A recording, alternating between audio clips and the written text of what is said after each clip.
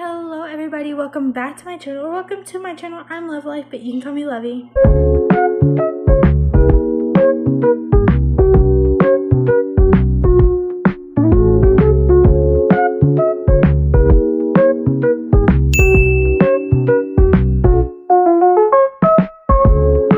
So today I am rating movies, telling y'all what my thoughts are, and a little bit about the movies, and my personal favorites. So I have a top 10 list. It's not going to be ranked, but it is going to be rated. I'll give you some details about the movie and whether I personally think you should watch it, at what age and why. So let's get into it. First thing will be, so what I think about it is you should at least be 13 plus for the first couple movies, and then Breaking Dawn Part 1, watch with a parent, please. That is 18 plus, I would say, is an 18 plus scene that involves things I cannot say here on YouTube, but it has a couple things that are just like risky. It shows nudity, so don't watch that part without a parent. But I have to rate it probably a 7 out of 10, and the reason why it's a 7 out of 10 was because, one, it had a lot of cringy moments. Two, some of the logic didn't add up, and third reason why is because halfway through the saga they just kind of changed out an actor. They should have just kept the actor, but apparently they changed the actor. So that's my thought on that first collection. On to the next one. Next is, now I personally love this franchise, for it is my favorite. I have The Mask, and if you're like, I haven't watched it before, you're like, what mask, you'll see. So basically, I would say you have to be a certain age. It depends on your parents' preferences, but for my preferences personally, I would say be 10 plus, because it has a lot of gruesome parts in it. Again, it depends on the parent, it depends on the parenting, it depends on all of that. But watch it with a parent, because I think I know there's gruesome parts in it, but I'm not sure if there's other parts that your parents will not see. It just goes on preference. I personally rate it 9 out of 10 because it was my favorite. I forgot to do where I tell y'all about it, so hold on, let me tell y'all about those two so far. First one, the Twilight Saga, it's basically a trope of a vampire, a werewolf, and a human. Basically, that's literally all of it. And then the second one, the Scream franchise, is basically about a killer. That's literally all it's about. My next one, oh my god, is this one. Now, somebody will be like, isn't that a sad movie? It is, but it's my favorite. Basically, oh god, I haven't watched this in a while, but it's basically about a girl and a little boy who meet. I'm trying not to say too much, and unfortunately something happens. The girl is upset, and that's all I'm gonna tell you. I'm being very vivid about it because it's a tearjerker. It's not the same if you know about it, but I will tell you, it is really saddening and upsetting. It will destroy you. So have your bestie next to you. I would say for this, it could be 5 years old and plus, depending on the parenting and everything. I personally loved it. 10 out of 10 movie. Would not recommend watching it if you're already going through a tough time though, because you will cry really bad. So please It's so sad. Please watch it if you have not watched it at your own risk. Number 4 is another tearjerker, and here it is. So, this one's a tearjerker about a girl who goes to rehab, or this like little church thing, and she meets a guy with I think pretty much the same problems, and so they fall in love. Something happens, and it is just also really sad as My Girl, if not worse. It's really, really sad. I love the movie. I love crying to it. It's just not the same if I tell you about it or go into depth about what it is, because it's not the same. It's so sad. I'm about to cry right now just talking about it. 10 out of 10 is genuinely upsetting.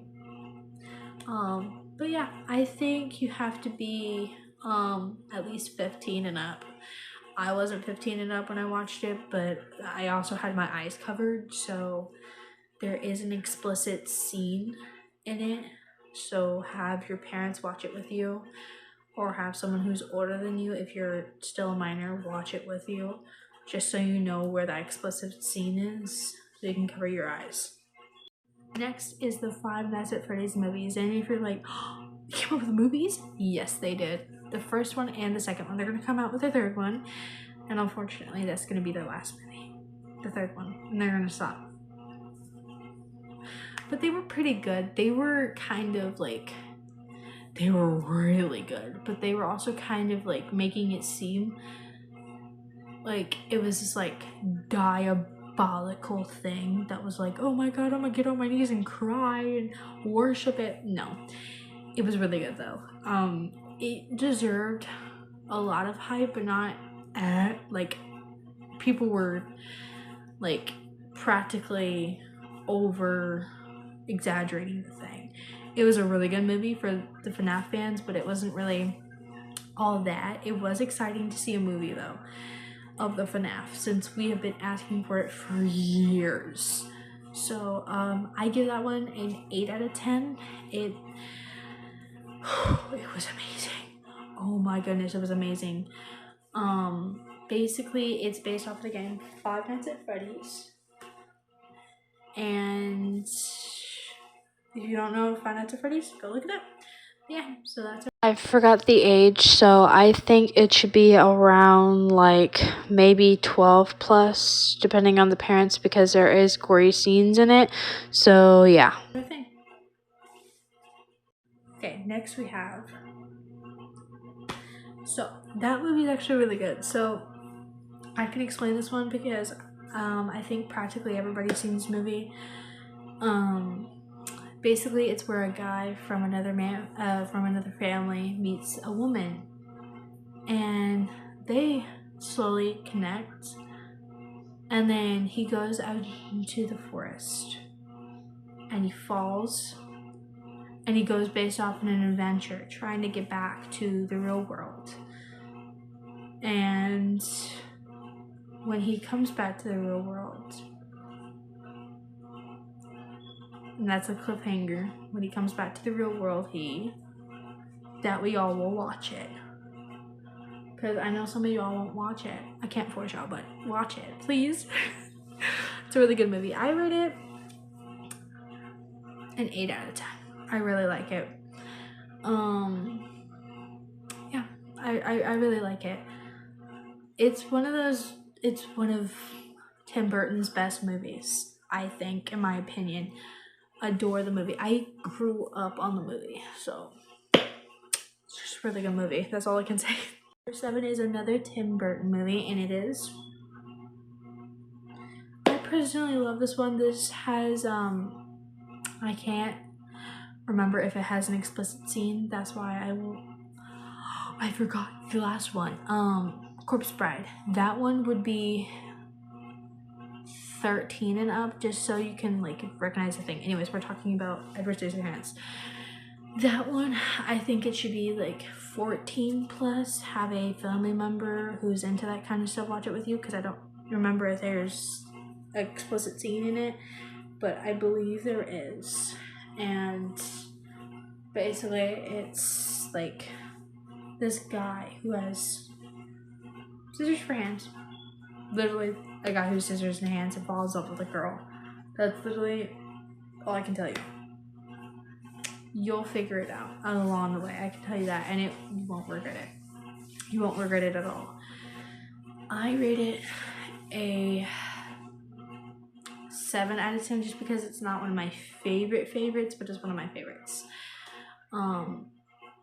I grew up on that one too with my mom, so I would love to watch the movie. It's kind of a tearjerker, but not as much as My Girl or Fault in Our Stars.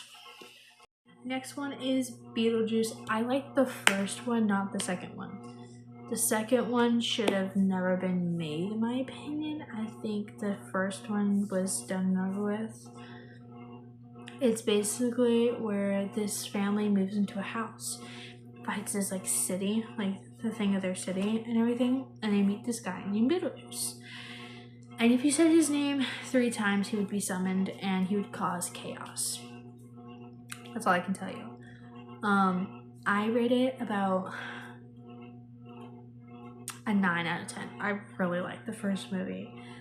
I would give it an age 10, maybe 9 and up, just because there's a couple phrases that are a little like, okay, that's weird, but other than that, it's perfectly fine for children to watch. In my opinion, it might scare little kids, so be careful with that, but other than that, it's literally, it's good. It's fine with me. But yeah, I think you guys should watch it. I think y'all like Beetlejuice if you like some weird stuff, some freaky deaky. It's one of my favorites.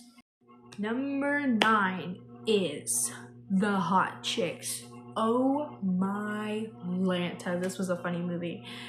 The Hot Chicks is basically where this girl and her best friend were just having a normal high school day when they were in the mall. They ran into this voodoo shop and she had stole earrings. Well, the next morning she woke up and she switched bodies with someone. So she went on an adventure to find her body and get it back. So it's basically almost like Freaky Friday, but funnier and older, I think. Don't quote me on that. But yeah, I rate it a 10 out of 10. Freaking love the movie. I would say it's for kids who are 15 plus because there's a lot of sexual stuff. You'll see what I'm talking about if you're 15 plus. Watch it with a parent. Please don't traumatize yourself. But yeah, The Hot Chick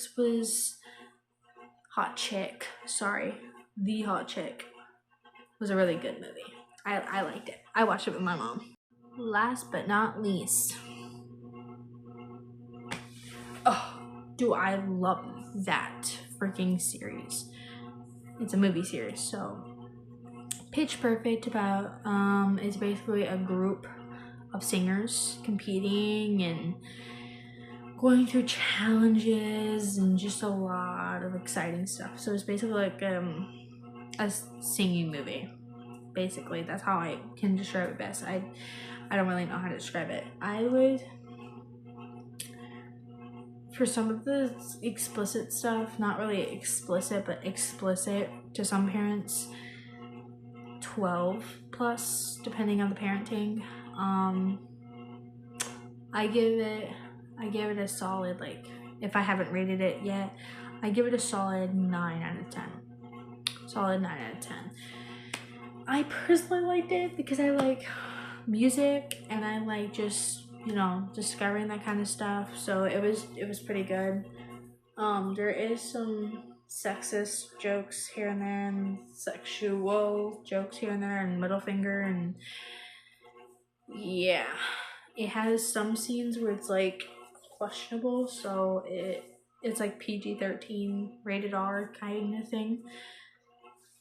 But watch it if you're into that kind of stuff and you're of age. Alright guys, well that is the end of this video. I hope y'all liked me rating my personal favorite movies. See you guys later. Bye! I'm private jets, taking trips. Come back at 6, wake me and your child, and then won't lay today, make me wonder.